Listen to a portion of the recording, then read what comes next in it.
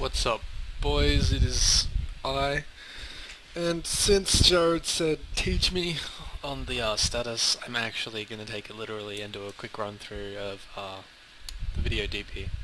So basically, we have a lot of comps, and I do not like to name them because I am lazy. We have color, comp 1, pre-comp 1, 2, 3, text, and VHS effects.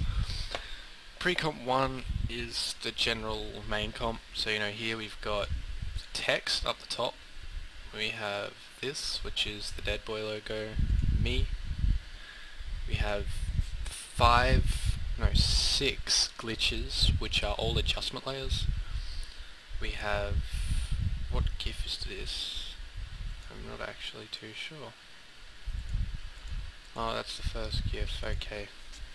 So that's the first one. This was an old background, should just delete that. Then we have, the second, third background, fourth background, fifth and sixth. Then we have, we've got these pre-comped because I looped it and I did it the lazy way. Basically in this comp, between each different background I've got them overlaying a little, and then on this adjustment layer here I have Twitch. Got the amount at 118, you want to keep it sort of high. I use blur, light, scale and slide, no color because I guess we're going for sort of like a switching between effect. There's not really much color, you can add it if you like. And you want to put the speed at 10. That's a pretty good speed for it. And as you can see, I've put that over pretty much every point where the clips change. I have an adjustment layer called glitch over the top. So as it goes over, it's sort of a transition, I guess you could say. And that's how the glitch was done. The logo and me, I just cut out in Photoshop, saved it as a PNG, dragged it on. The text is another composition itself, because yet again I'm too lazy to loop properly. We have just some text from cool text, yeah, believe it or not, fucking ironic. And what we've done is I have added a color key to remove the white because I can't be bothered cutting it out in Photoshop for a GIF, that's just too much effort. We have found edges, so I'll show you what that does. It sort of gives it that more defined look. And then we've got hue and saturation.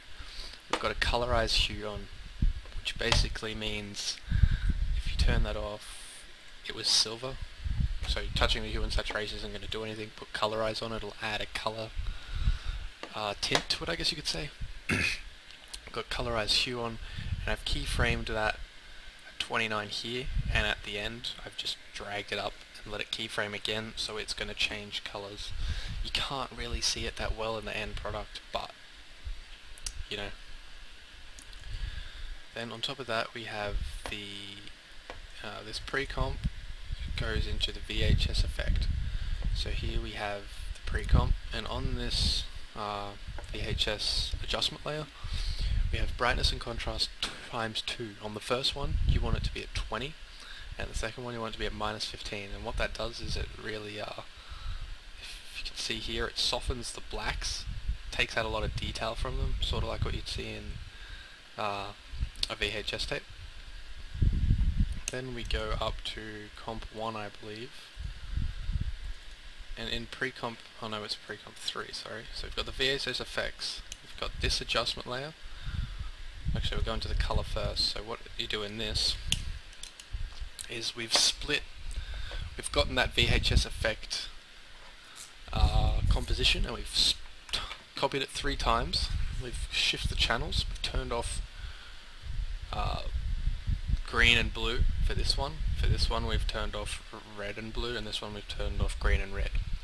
And then what we can do is see, I've got them move to each side a bit, so they're sort of displaced. Then I've got a fast blur put on top because you obviously sort of want to keep it a bit blurry. Then you're going to pre-compose that, come back to here, chuck that on the top of the VHS VHS effect and make sure that's set to color. Oh, one thing I should mention in here, the top two are set to add. So you want to set that to color, it becomes the color of this. Now on this adjustment layer, we have the mask. What is it? An unsharp mask, which sort of gives it that blurred VHS look. I've got the amount on 100, that's all that really matters. Also got a fast blur on it. Keep that. You can go up to like 5, but I prefer to keep it about 3 for this example. This is a bad trace, so what it does is, see how it's got the pixelation sort of effect, I guess. Turn it off, you can see what I'm talking about. That is set to hard light. You can set it to soft light as well if you like. Hard light looks better, I think. That was just downloaded an image sequence. And on this layer we've got the wave warp. So this adjustment layer is actually masked out for the bottom here. You probably can't notice it in the video DP, but we've got a wave warp, and as you can see, it's like that the little bit in the video of VHS where it's sort of glitched out at the bottom.